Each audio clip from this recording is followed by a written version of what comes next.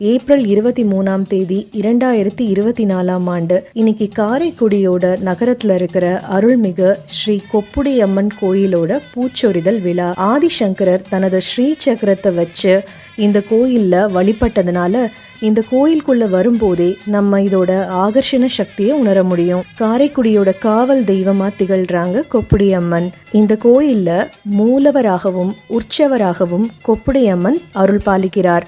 சிவன் தலங்கள்ல சிதம்பரம் நடராஜர் கோயில்ல தான் மூலவரும் உற்சவரும் ஒன்றாக இருப்பாங்க.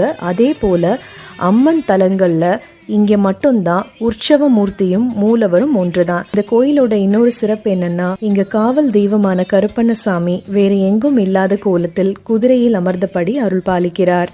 பொதுவா சித்திரை மாசத்துல 4 செவ்வாய்க்கிழமை வந்தா அதுல 2வது செவ்வாய்க்கிழமையும், 5 செவ்வாய்க்கிழமை வந்தால் அதுல 3வது செவ்வாய்க்கிழமையும் கொப்புடி அம்மனுக்கு பூச்சொரிதல் நடைபெறும்.